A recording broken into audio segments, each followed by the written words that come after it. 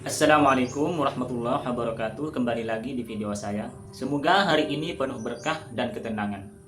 Di video kali ini kita akan bahas hal yang sering kita alami tapi jarang kita pahami, tentang uang, rezeki, dan keberkahan dalam pandangan Al-Quran.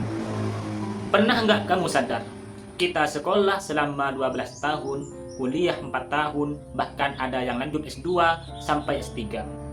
Tapi apakah kita pernah benar-benar diajari cara mengelola uang dengan bijak?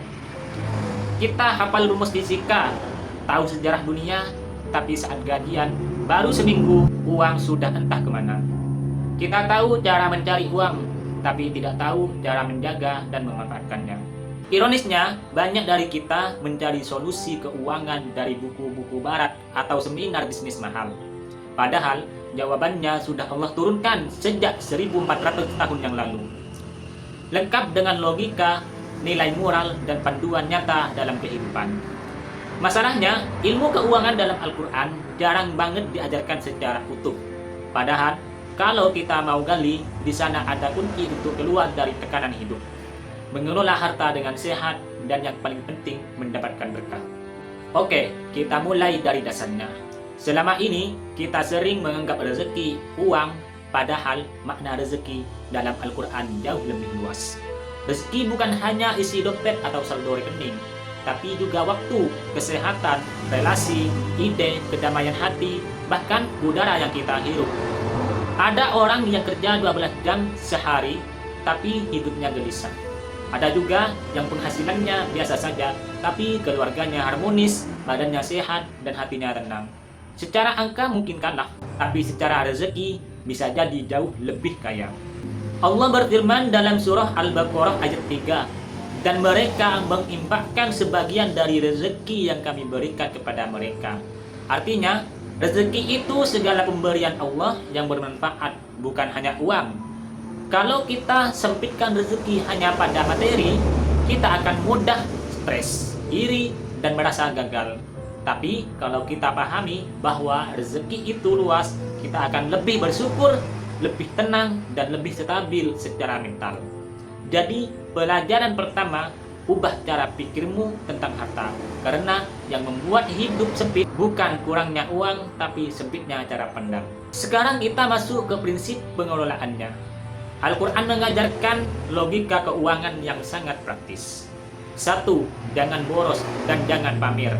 Dalam surah Al-Isra ayat 26-27 Allah berfirman, janganlah kamu boros, karena sesungguhnya pemboros adalah saudara setan. Keras tapi logis. Karena boros membuat kita kehilangan kendali, bukan karena kebutuhan tapi karena gengsi. Prinsip sederhananya, hiduplah di bawah kemampuanmu, bukan di atas penghasilanmu. 2. Harta harus bergerak dan bermanfaat. Surah Al-Hasyr ayat 7 menyebut agar harta itu tidak hanya beredar di antara orang-orang kaya saja.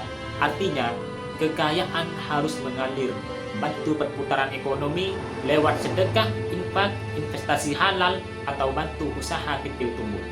Karena harta yang hanya disimpan akan mati, tapi harta yang digunakan dengan benar justru tumbuh dan membawa manfaat. 3. Jauhi riba. Surah Al-Baqarah ayat 275 menggambarkan orang yang terjerat riba seperti orang kerasukan setan karena tekanan pikiran. Riba menciptakan ketimpangan, yang kaya makin kaya, yang miskin makin tercekik. Islam mengajarkan kerjasama, bukan eksploitasi. Uang seharusnya tumbuh lewat kerja nyata, bukan dari memeras orang lain. Dan terakhir, tentang sikap terhadap uang dan kerja. 1. Kerja itu ibadah, tapi harus jujur.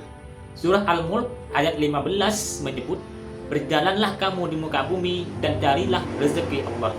Artinya, bekerja adalah bentuk pengabdian, tapi rezeki yang halal hanya datang dari cara yang benar.